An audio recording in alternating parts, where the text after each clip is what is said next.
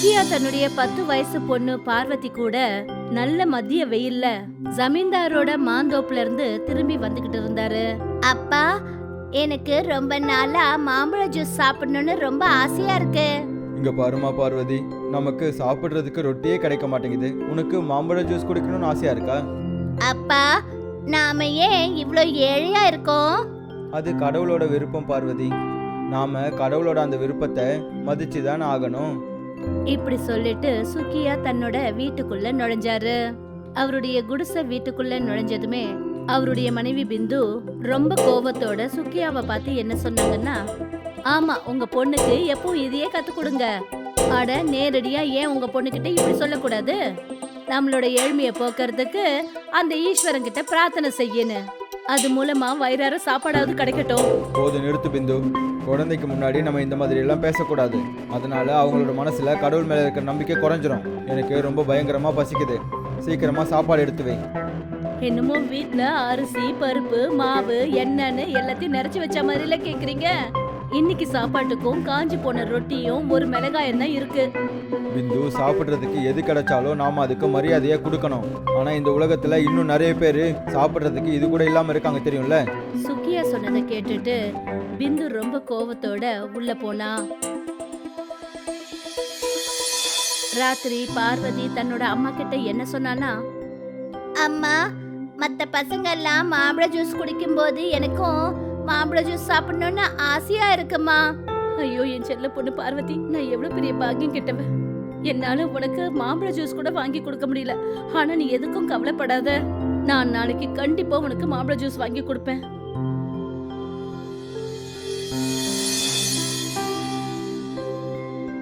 மறுநாள் பிந்து தன்னுடைய பொண்ணு பார்வதியை கூட்டிக்கிட்டு மார்க்கெட்டுக்கு போனா. அப்புறம் ஒரு மாம்பழ ஜூஸ் கடைக்கிட்ட போய் நின்னுட்டு என்ன சொன்னான்னா, அண்ணே, என் பொண்ணு மாம்பழ ஜூஸ் குடிக்கணும்னு ரொம்ப ஆசைப்படுறா. ஆசை எல்லாருக்கும் இருக்கும் தாமா, ஆனா அதுக்கு பாக்கெட்ல பணம் வேணுமே. பிந்து கையில வச்சிருந்த காசை அந்த கடைக்காரர் கையில கொடுத்தா. அட, இது என்னது? இதுல வெறும் 3 ரூபா தானே இருக்கு. இந்த 3 ரூபாவை கூட மாசம் பூராவும் நானு கொஞ்சம் கொஞ்சமா மிச்சம் பண்ணி சேர்த்து வச்சது. அப்படின்னா இன்னொரு வேலை பண்ணுங்க. நீங்க இன்னும் 1 வருஷம் வயிற்ற காய போட்டு நிறைய காசு சேர்த்து வைங்க. உங்ககிட்ட எப்போ 30 ரூபாய் வருதோ அப்போ இங்க வாங்க. அப்போ உங்க பொண்ணுக்கு இந்த மாம்பழ ஜூஸை வாங்கி கொடுங்க. பிந்து ரொம்ப சோகத்தோட அந்த இடத்தை விட்டு புறப்பட்டு போனா.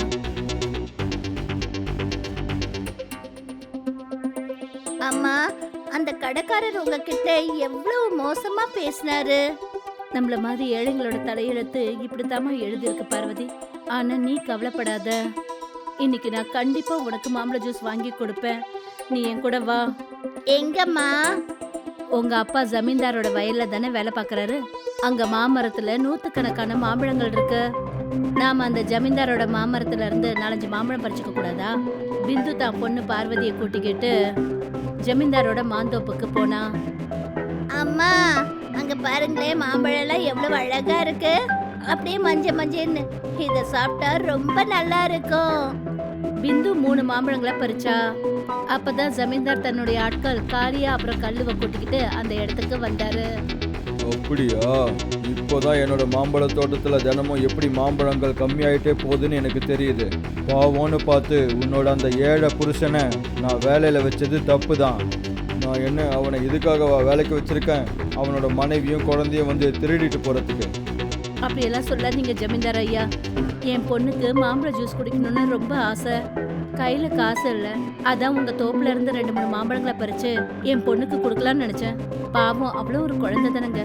கிராமத்துல இந்த மாதிரி நிறைய குழந்தைங்க ஏழையா தான் சுத்திக்கிட்டு இருக்கு. அப்படின்னா எங்க ஜமீன்தார் இந்த மாம்பழம் எல்லாத்தையும் அவங்களுக்கு தான் கொடுக்கணும் போலயே, இல்ல? அப்பதான் ஜமீன்தார் அந்த இடத்துக்கு பிந்துவோட புருஷன் சுக்கியாவை வர சொன்னாரு. அப்புறம் அங்க நடந்த விஷயங்கள் எல்லாத்தையும் சுக்கியா கிட்ட சொன்னாரு.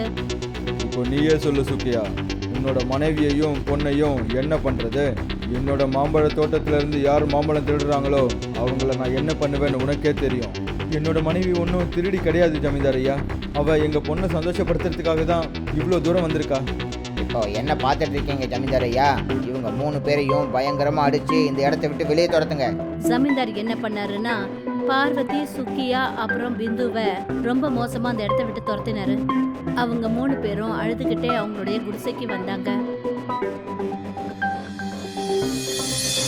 ஆனா மறுநாளே ஜமீன்தார் கல்லு அப்புறம் காளியா அவங்களோட வீட்டுக்கு வந்து மிரட்டினாரு. ஜமீன்தார் ஐயா, நேற்று நீங்கள் என்னையும் என் மனைவியையும் என் குழந்தையும் மிருகத்தை மாதிரி துரத்தி விட்டீங்க. இப்போ எதுக்காக இங்கே வந்திருக்கீங்க? சுக்கியா, உன்னோட மனைவியும் உன்னோட குழந்தையும் என்னோட தோட்டத்தில் எவ்வளோ நாளாக திருடிட்டு இருக்காங்கன்னு தெரியாது. அப்புறம் இந்த திருட்டில் நீயும் அவங்களுக்கு துணையாக இருக்கலாம். நீ எனக்கு நிறைய நஷ்டத்தை ஏற்படுத்திட்ட. போதும், நிறுத்துங்க ஜமீன்தார் ஐயா. இவ்வளோ பெரிய குற்றத்தை எங்க மேல சாட்டாதீங்க. அந்த பழியிலேருந்து நீங்கள் தப்பிக்கணும்னா எனக்கு உங்களோட இந்த வீடு வேணும். நீங்கள் 3 பேரும் இந்த கிராமத்தை விட்டு இப்போவே வெளியே போங்க. ஜமீன்தார் கல்லு அப்புறம் காளியா பிந்து, சுக்கியா அப்புறம் பார்வதிய அவங்களுடைய குடிசையை விட்டு அவங்கள வெளியே அனுப்பிட்டாங்க. அவங்க 3 பேரும் அழுதுகிட்டே அந்த கிராமத்தோட காட்டுக்கு நடுப்பகுதிக்கு போனாங்க. எப்பவும் அந்த ஈஸ்வரனையே நீங்க நம்பிட்டு இருந்தீங்கல்ல, இப்ப என்ன ஆச்சு பாத்தீங்கல்ல? நம்ம பொண்ணு ஆசைப்பட்டாங்கிற காரணத்துக்காக அவங்க தோப்புல இருந்து 3 மாம்பழங்களை பறிச்ச. அதுக்கு பதிலா அந்த ஜமீன்தாரு நமக்கு இவ்ளோ பெரிய தண்டனையை கொடுத்துட்டாரு. பிந்து இப்படி சொல்லிட்டு அழுதா. அப்பதான் அவங்க 3 பேரோட காதுகள்ல ஒரு வயசான அம்மாவோட குரல் கேட்டுச்சு. அந்த ஈஸ்வரனை இப்படி வெறுத்தெல்லாம் பேசாதம்மா. முதல்ல எனக்கு ஒரு விஷயம் சொல்லு. நீங்க 3 பேரும் பயங்கரமான இந்த வெயில்ல இந்த காட்டுக்குள்ள என்ன பண்ணிட்டு இருக்கீங்க? பிந்து அந்த வயசான அம்மா கிட்ட அவங்களுக்கு ஏற்பட்ட கொடுமைகள் எல்லாத்தையும் சொன்னா. நாங்க செஞ்ச தப்பு இவ்வளவுதாம்மா. திடீர்னு அந்த வயசான அம்மா அவங்களுடைய பையில இருந்து ஒரு பெரிய மாம்பழத்தை எடுத்தாங்க. அத அவங்க 3 பேர் முன்னாடி வச்சாங்க. இவ்ளோ பெரிய மாம்பழத்தை பார்த்துட்டு பார்வதி ரொம்ப சந்தோஷத்தோட சொன்னா, இது ரொம்ப பெரிய மாம்பழம். இவ்ளோ பெரிய மாம்பழத்தை நான் என் வாழ்க்கையில இது வரைக்கும் பார்த்ததே கிடையாது. இது ஒன்னும் சாதாரண மாம்பழம் இல்ல குழந்தை. இது ரொம்ப விசேஷமா உனக்காக செய்யப்பட்ட மாம்பழம் தான் இது. பார்வதி குழந்தைத்தனமா என்ன சொன்னா, நீங்க சொல்றது எனக்கு புரியவே இல்ல. நான் போனதுக்கு அப்புறமா உனக்கு எல்லாமே புரியும். நான் உனக்கு கொடுக்க போற இந்த மாம்பழம், இதுக்குள்ள மாம்பழ ஜூஸ் மட்டும் இல்ல, மாம்பழத்தோட நிறைய கிராமங்கள் நிறைஞ்சிருக்கு. ஆனா நீங்க யாருமா? நான் போனதுக்கு அப்புறமா இந்த மாம்பழத்தை வெட்டுங்க. கொஞ்ச நாளைக்கு அப்புறமா நானே உங்ககிட்ட சொல்றேன், அதாவது நான் யாருன்னு. இப்படி சொல்லிட்டு அந்த வயசான அம்மா போயிட்டாங்க. எனக்கு ரொம்ப பசிக்குதும்மா, சீக்கிரமா இந்த மாம்பழத்தை வெட்டி எனக்கு சாப்பிட கொடுங்களேன். பார்வதி அந்த மாம்பழத்தை வெட்டின உடனே திடீர்னு ஒரு பெரிய வெடிச்சத்தத்தோட அங்க ஒரு அழகான மாம்பழ வீடு தயாராயிடுச்சு. அந்த வீட்டுக்கு மேல எல்லா இடத்துலயும் வெறும் மாம்பழங்களா தொங்கிக்கிட்டு இருந்தது. அம்மா, அந்த வயசான பாட்டிம்மா சொன்னது கரெக்ட் தான். இது ஒரு மாய மாம்பழ வீடு. இங்க பாருமா, இது வெறும் மாம்பழ வீடு மட்டும் கிடையாது, இது நிஜமாவே ஒரு மாம்பழ குடோனாவே மாறிடுச்சு. கடவுள் நம்ம மேல கருணை காட்டிட்டாரு. அதுக்கப்புறம் அவங்க 3 பேரும் அதே வீட்ல இருந்தாங்க. மறுநாள் பிந்து மேல தொங்கிக்கிட்டு இருந்த மாம்பழத்தை அவ பறிச்ச உடனே மறுபடியும் ஒரு பெரிய வெடிச்சத்தத்தோட அங்க மாம்பழங்கள் நிறைஞ்ச இன்னொரு வீடு வந்துடுச்சு. பிந்து தன்னுடைய புருஷன்கிட்ட சொன்னா, இது ரொம்பவே அற்புதமான மாம்பழம் போல தெரியுதுங்க. நீ சரியாதான் சொல்ற பிந்து. நம்ம எந்த மாம்பழத்தை பறிக்கிறோமோ அது ஒரு மாம்பழ வீடா அப்படியே மாறிடுது. ஆனா அந்த வீட்லயும் இதே அளவுக்கு மாம்பழங்கள் இருக்கு. அது மட்டும் இல்லாம வீட்டுக்குள்ள கட்டில், துணிங்க இருக்கிற எல்லா பொருட்களும் மாம்பழத்தாலேயே செய்யப்பட்டிருக்கு. என் மனசுக்கு ஒரு யோசனை தோணுதுங்க. நாம ஏன் மாம்பழ ஜூஸ் கடை போட்டு கிராமத்து ஜனங்களுக்கு ஃப்ரீயா கொடுக்க கூடாது? அப்புறம் யார்கிட்ட எல்லாம் அவங்க வீட்டை பறிச்சுக்கிட்டு இந்த ஜமீன்தார் வீட்டை விட்டு துரத்தினாரோ அவங்கள இங்க கூட்டிட்டு வாங்க. அந்த கடவுள் நமக்கு கருணை காட்டியிருக்காரு, அதனால நமக்கும் கடமை இருக்கு இல்லைங்களா? ஏழைங்களுக்கு நாமளும் உதவி செய்யணுங்க. நீ ரொம்ப சரியா சொல்ற பிந்து. எனக்கு ஏற்கனவே நம்பிக்கை இருந்துச்சு. நீ உன் மனசால ரொம்பவே நல்லவ. அன்னையிலிருந்து சுக்கியா மாம்பழ கடையை போட்டு கிராமத்துல எல்லாருக்கும் இலவசமா மாம்பழ ஜூஸ் கொடுக்க ஆரம்பிச்சாரு. ஒரு நாள் ஒரு ஏழை மனுஷன் சுக்கியா கிட்ட வந்து என்ன சொன்னாருன்னா, உங்களால் எனக்கு கொஞ்சம் மாம்பழ ஜூஸை கொடுக்க முடியுமா? அட அண்ணன், உங்களுக்கு எவ்வளோ ஆசையா இருக்கோ அவ்வளோ எடுத்துக்கோங்க. நான் ரொம்பவே ஏழை மனுஷன். என்கிட்ட தங்குறதுக்கு ஒரு வீடு கூட கிடையாது. கொஞ்ச நாளைக்கு முன்னாடி தான் நம்ம ஜமீன்தார் என்கிட்ட கட்டாயப்படுத்தி கையெழுத்து வாங்கி என்கிட்ட இருந்து என் வீடை பறிச்சுக்கிட்டாரு. என் குடும்பம் பல நாட்களாக பசியோட இருக்கு. நீங்க கவலைப்படாதீங்க. நீங்க உங்க குடும்பத்தை கூட்டிக்கிட்டு என் கூட வாங்க. அந்த மனிதர் தன்னுடைய குடும்பத்தை கூட்டிக்கிட்டு சுக்கியா கூட அங்க வந்தாரு. அப்புறம் காட்டுக்குள்ள இருக்கிற மாம்பழச்சாறு வீடுகளை பார்த்துட்டு ஆச்சரியப்பட்டு என்ன சொன்னாருன்னா, இது மாம்பழத்தால் செய்யப்பட்ட ஒரு முழு கிராமமா? அண்ணே, நீங்கள் இதிலிருந்து ஒரு வீடை எடுத்துக்கோங்க. நீங்கள் இங்கே நிம்மதியாக வாழலாம். அப்புறம் அந்த ஜமீன்தார் யார் யார் வீட்டை பறிச்சுக்கிட்டாரோ அவங்க ரொம்ப ஏழையாக இருந்தாங்கன்னா அவங்களையும் இங்கே கூட்டிகிட்டு வந்துடுங்க. புரிஞ்சிருச்சு. நீங்கள் தான் இந்த மாம்பழ கிராமத்தோட தலைவர்னு எனக்கு தோணுது. நான் இனிமே உங்களை தலைவர்னு தான் கூப்பிட போகிறேன். அவரு தன்னோட குடும்பத்தோட அன்னையில இருந்து அங்கே இருந்தாரு. அப்புறம் அவரை மாதிரி ஏழைகளை அந்த இடத்துக்கு கூட்டிட்டு வந்தாரு. கிராமம் காலியா இருக்கிறத பார்த்துட்டு ஜமீன்தார் தன்னுடைய நண்பர்கள் கல்லு அப்புறம் காளி கிட்ட சொன்னாரு, கல்லு, காளியா, எனக்கு ஒரு விஷயம் புரியவே மாட்டேங்குது. நம்ம கிராமத்து ஜனங்க நம்ம கிராமத்தை விட்டுட்டு எங்கே தான் போகிறாங்க? ஜமீன்தார் ஐயா, நீங்கள் தானே அவங்களோட வீடு அவங்க கிட்ட இருந்து பறிச்சிட்டீங்க. இப்போ அவங்க எங்கே வேணா போட்டோம். அதனால நமக்கு என்ன வந்துச்சு? நான் அவங்க வீட்டை எதுக்கு அவங்க கிட்ட இருந்து பறிச்சேன்னா அவங்க எல்லாரும் என்னோட மாம்பழ தோட்டத்தில் அடிமைகளாக வரணுன்னு தான். ஆனால் அவங்க எல்லாரும் காணாமல் போகிறாங்களே. நேற்று நான் என் கண்ணால் பார்த்த ஒரு விஷயத்த நான் மட்டும் உங்ககிட்ட சொன்னேன்னா உங்களால் அந்த விஷயத்த நம்பவே முடியாது. அது என்ன விஷயம்? இங்கேருந்து கொஞ்சம் தூரத்தில் ஒரு அடர்ந்த காடு இருக்குல்ல, அங்கே நான் மாம்பழத்தால் செய்யப்பட்ட ஒரு முழு கிராமத்தை பார்த்தேன். அப்புறம் அந்த மாம்பழ கிராமத்தோட தலைவர் யாருன்னு தெரியுமா? யாரு? சொக்கியா. இப்போதான் எனக்கு புரியுது நம்ம கிராமத்தில் இருக்கிற எந்த கடையிலையும் எதுக்காக மாம்பழம் விற்க மாட்டேங்குதுன்னு.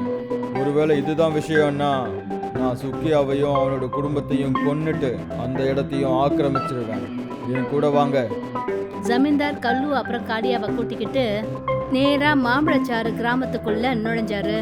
ஜமீன்தாரை பார்த்துட்டு சுக்கியா ரொம்பவே அதிர்ந்து போய் என்ன கேட்டாருன்னா, நீங்கள் இங்கே என்ன பண்ண வந்திருக்கீங்க? என்னோட முக்கியமான வேலையே எல்லாத்தையும் ஆக்கிரமிக்கிறது தான். அப்புறம் இந்த கிராமத்துக்கும் ஆக்கிரமிக்க தான் வந்திருக்கேன். அப்பதான் ஒரு மரத்துல தொங்கிக்கிட்டு இருந்த ஒரு மாம்பழத்துல இருந்து ஒரு பெரிய வெடிச்சத்தம் கேட்டுச்சு. திடீர்னு அதே வயசான அம்மா அந்த மாம்பழத்தை விட்டு வெளியே வந்து அவங்க 3 பேர் முன்னாடியும் வந்து நின்னாங்க. அப்புறம் அவங்க ஒரு அழகான தேவதையா மாறினாங்க. ஜமீன்தார் கல்லு அப்புறம் காளியா அவங்கள பார்த்துட்டு ரொம்பவே பயங்கரமா பயந்துட்டாங்க. நீங்க அந்த வயசான அம்மா தானே? நீங்க தானே அந்த மாய மாம்பழத்தை கொடுத்தீங்க. நீங்க இப்போ ஒரு அழகான பொண்ணா மாறிட்டீங்க. நான் தான் மாம்பழச்சாறுகளோட ராணி ரசீலி. ஜமீன்தாரோட அக்கிரமங்கள் எல்லையை மீறி போனதுனால நான் உனக்கு உதவி செய்ய வேண்டியதாயிடுச்சு. ஏன்னா உனக்கு இருக்கிறது நல்ல மனசு, உன்னோட மனசுல மனுஷத்தன்மை இருந்தது. ஆனா அதுக்கு எதிர்மாறா ஜமீன்தாரும் அவருடைய 2 நண்பர்களும் மனுஷத்தன்மைங்கிற வார்த்தைக்கே கலங்கமானவங்க. இப்படி சொன்னதுக்கு அப்புறமா அந்த அழகான பெண்ணோட கண்கள்ல இருந்து ஒரு பிரகாசமான ஒளி தென்பட்டுச்சு. அப்புறம் கொஞ்ச நேரத்துல ஜமீன்தார், காளியா அப்புறம் கல்லு ஒரு சின்ன மாம்பழமா மாறிட்டாங்க. இனிமே இவங்க இந்த மாம்பழ ரூபத்திலேயே இருப்பாங்க. அப்புறம் இந்த மாம்பழச்சாரோட கிராமம் இன்னையில இருந்து உனக்கு சொந்தமானது. இப்படி சொல்லிட்டு அந்த அழகான தேவதை அங்கிருந்து மறைஞ்சிட்டாங்க. சுக்கியா இன்னைக்கும் அந்த மாம்பழச்சாறு கிராமத்தோட தலைவரா இருக்காரு.